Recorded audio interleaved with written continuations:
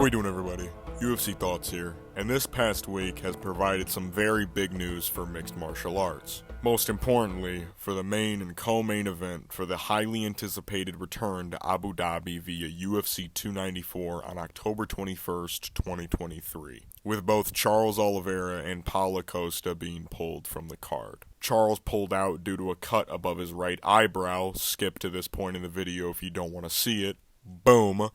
Caused by a clash of heads in his final round of sparring for this training camp. Paulo pulled out due to an ongoing infection occurring on his right elbow, which he had surgery on about 3 or 4 weeks ago, and is actually getting more done in the upcoming days. Paulo revealed that he got surgery on his elbow on his X account on October 9th, showing photos proving his toughness. What a guy. This immediately brought concern across the MMA community as they started theorizing that Paulo might have to pull out of the long-awaited fight between him and Gourmet Chenchin. Excuse me, Khamzat Chimaev. But the worst bit of news happened the very next day.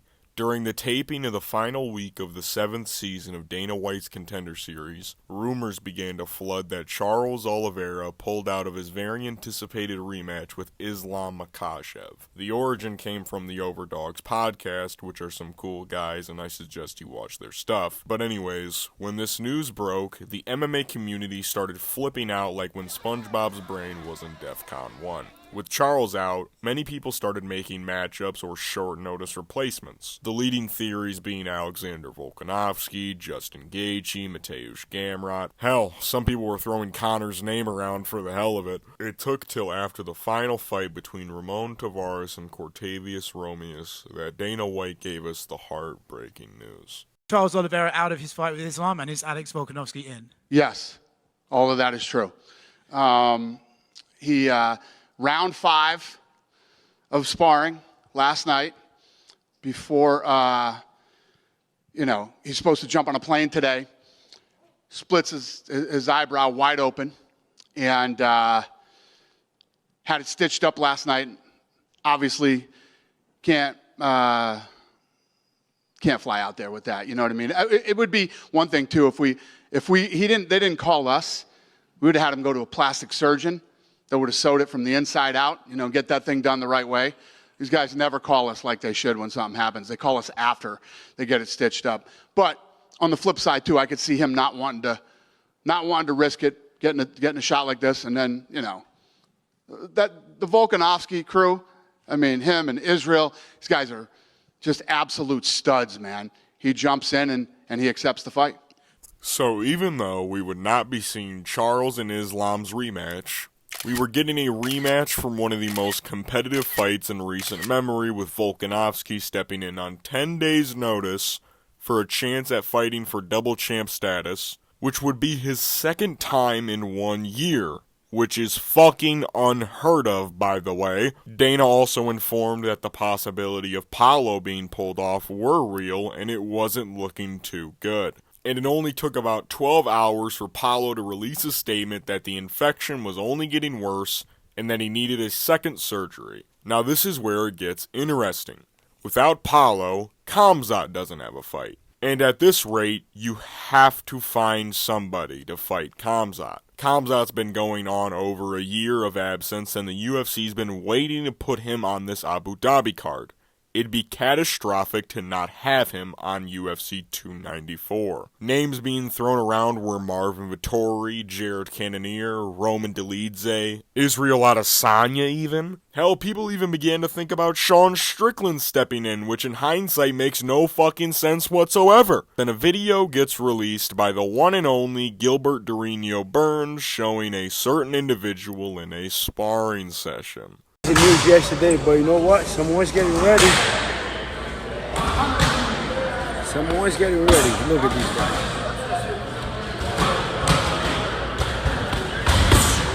This clip caused an uproar as people began to speculate that Kamaru Usman may be the replacement fighter for Paulo Costa, and it didn't take long for the boss man himself to confirm the rumors. Now you've been waiting for the co-main event. Costa's hurt, all the rumors that are flying around, we got it done. So, the number 4 welterweight in the world, Khamzat Chimaev, is moving up the middleweight, and he will face the #1 welterweight in the world, Kamaru Usman. Holy shit. You're telling me that we went from Charles Oliveira and Paulo Costa pulling out and everybody thinking that UFC 294 was ruined to possibly even better matchups between Islam and Alex and Kamaru and Khamzat. Who would have fucking thought? From going to one of the greatest cards built, to being in jeopardy, to becoming an even better event is something that we've never seen before. But here we are. Alexander Volkanovski and Kamaru Usman really need their props right now. They're both going up a weight class against literal boogeymen of the UFC. One, a champion that already beat him, and the other an undefeated Goliath on a tear. And now there's real title implications for both of the fights. A double champ chance and a #1 contender spot in the other. I know in the Drickus video I stated there were title implications, but that was just speculation from me. But no, Dana has confirmed to Kevin Iole that the winner of Usman Chimaev may jump the line and fight Strickland next, which is fucking bananas as they're both ranked welterweights. But this is of course barring injury, which means if the winner is too banged up to fight soon enough, somebody else will fight for the title, most likely Drickus, which would ruin this video's credibility, but it is what it is. The fact we went from terror to glee in such a short amount of time is immaculate, may I say. And no, I'm not happy Charles or Paulo are hurt. I wish them the best and speediest of recoveries.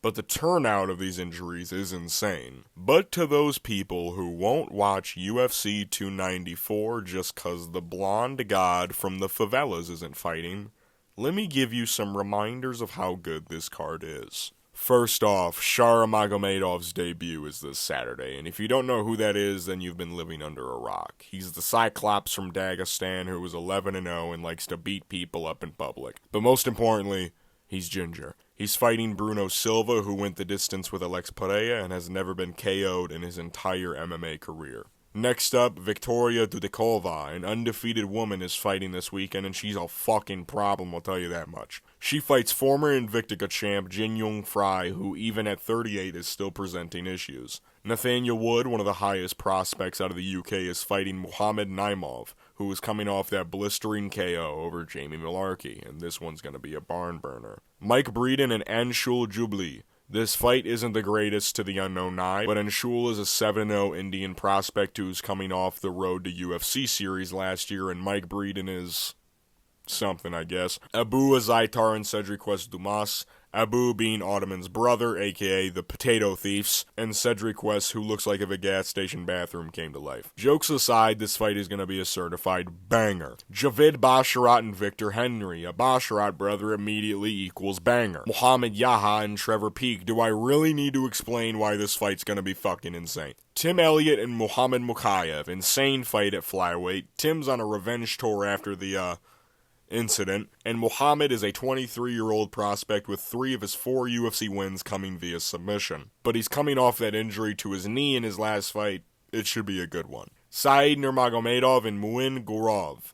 Honestly, this fight shouldn't be on the main card, but Said's a pretty good fighter. Should be an interesting grappling match. Ikram Alaskarov and Warley Alves. Ikram is a hot prospect whose only loss is to Khamzat Chimaev and is fucking nasty everywhere. Warley is a short-notice opponent whose fans still hold on to his win over a young Colby Covington. Magomed Ankalaev and Johnny Walker. This fight is going to be fucking flames. Magomed is one of the most hyped light heavyweights, even if his last fight ended in a draw and wasn't the most entertaining. But Johnny Walker is about as wild as they come. At 6'6" and massive athleticism, this fight shouldn't repeat what happened the last time Onk stepped into the cage. And the winner of this may be the next person to fight for the light heavyweight title after the debacle that's going to happen next month at UFC 295. And I already explained the importance of these two fights. UFC 294 is a once-in-a-lifetime experience for MMA fans. Every fight has potential to be insane, and with a main card for the ages, these pullouts may have removed some hype, but just know that UFC 294 is just as good as before, if not better. Thanks for watching. Hope you guys have a great rest of your day. Peace.